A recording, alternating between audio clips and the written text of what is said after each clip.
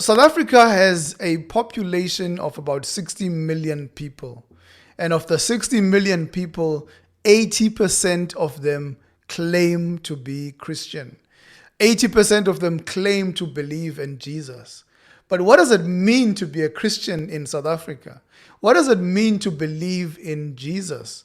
Now, of the 80% of those people, maybe some of us would assume that these are Bible-believing Christians.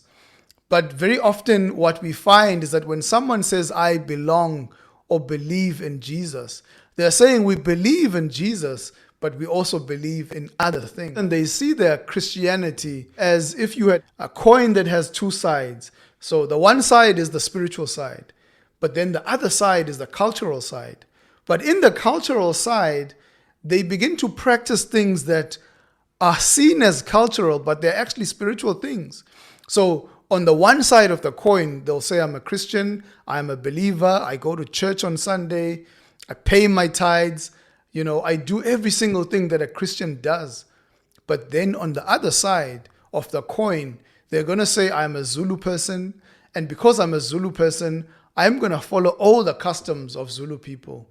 And in following the customs of Zulu people, some of them will even participate in rituals that might be in conflict with their Christian faith. And some people are doing this even almost unknowingly, from complete ignorance, and not knowing the exclusivity of the message of Christianity, not knowing the exclusivity of Jesus Christ. There's a very popular celebrity called Thandeka Dlokweni once made a statement that she is a sangoma. Now, a sangoma is a traditional healer, someone who's a diviner or who uses divination to speak to people, to heal people. This is someone who believes that the ancestors give them messages towards people, and then they use those messages to heal people. And then she said, I am a sangoma, but she also said, I am a shembe. And shembe is some kind of a blending of Christianity, although they believe shembe is a messianic figure like Jesus. And so in the Shembe religion, they believe Shembe is the way, that the only way to get to God is through Shembe. And then she also said, I am a Lutheran, I am a Christian. And so the biggest conflict that you're going to find between those three things is that, number one, if you're a genuine Lutheran and a genuine Christian, you believe that you can only get to God only through Jesus. If you're a genuine Shembe person, you would believe that Shembe would be your mediator to God. If you're a genuine traditional healer, you will believe that the ancestors are the ones that mediate between you and God. So how do you have three mediators who are trying to connect you to the same person? Now, if you believe that Christ can connect you to God, you don't actually need the two other people unless there's a hidden assumption that Christ is not enough to actually take you to God. If you believe Shembe is the way, why take all the other ways?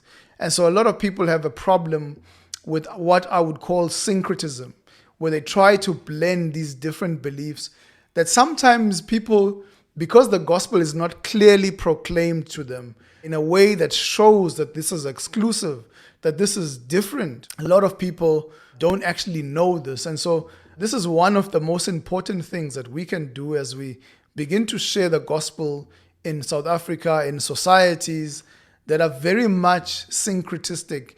We must proclaim Christ not as one option among many options, but we need to put it bare to people that Christ says, I am the way, I am the truth, I am the life. That if you have seen me, you have seen the Father. That no one comes to the Father except through me. That Christ is the image of the invisible God. That if we want to know what God is like, we look to Jesus. We don't look to our ancestors. We don't look to Shembe. We don't look to anyone else, but we look to Christ. And so it's a genuine struggle for most people today. And I think it's also the fact that people want to be faithful to their culture, right? They want to remain African, but at the same time, they want to remain Christian. They see that there is something that is true in Christianity. They see that there is value in Christianity. And so they don't want to let go of Christianity. They don't want to let go of their African culture either, because they feel like I'm abandoning who I am. And so it's important that we understand that Christianity is not saying people must lose their culture, but Christianity is saying that your culture is not above Christ, that there's nothing that's above Christ. And so our greatest loyalty must always be to Jesus Christ. Our greatest allegiance must always be to Jesus Christ, so that culture and Christianity can coexist in the person's life, but not existing equally. This is to mean that Christ will always be the greatest and greater than anybody, so that when culture is in conflict with Christianity, it's at this point where I believe whatever practices, cultural practices, undermine who Jesus is, undermine the gospel, those are the things that we reject. But we don't reject culture. I think culture is one of the instruments that God has ordained for us to be able to express the gospel. Because if someone's going to preach the gospel, they're going to use a particular language. And that already assumes culture, right? They're going to use a particular style. Are they going to be loud? Are they going to be lively? Are they going to be expressive? Already that assumes culture. When we go to church on Sunday, right, we're going to worship God. We all go to church on Sunday to worship the same God. But however, the time that we're going to meet is going to be representative of the culture, right? The songs we're going to use, the way that we're going to dress. So we cannot divorce a culture and the gospel, in a sense that whenever we express the gospel, culture is there. But however, culture at the same time is distinct from the gospel, because the gospel is the one that is able to judge all cultures and call all cultures to submit themselves to Christ. That Christ ultimately is greater than culture. So there's a distinction there, but then at the same time, there's always an expression that's always present. And I think this is very important, that it's clarified for people that Christianity is not necessarily saying stop being an African. Christianity is not saying stop being a Zulu person. But however, we must be clear on the truths of the gospel and their exclusivity. When we share the gospel to people, that clarity is important.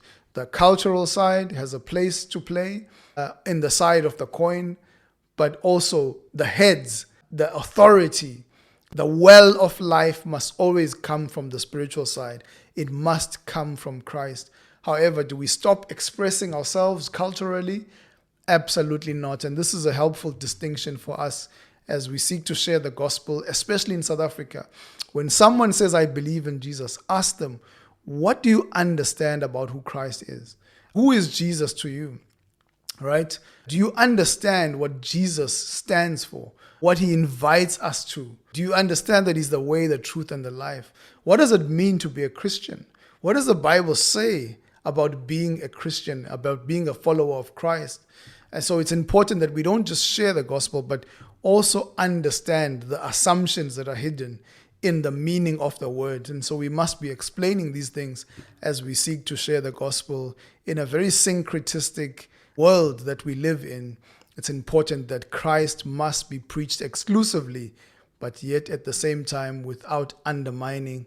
The culture and the gospel can coexist, where the culture expresses the gospel, but it can never be that the culture must dominate the gospel, where now the gospel is being changed for the sake of accommodating culture. Well, I hope you have enjoyed this video, and if you are blessed by it, I will encourage you to like and subscribe and also share our videos. We will see you in the next video.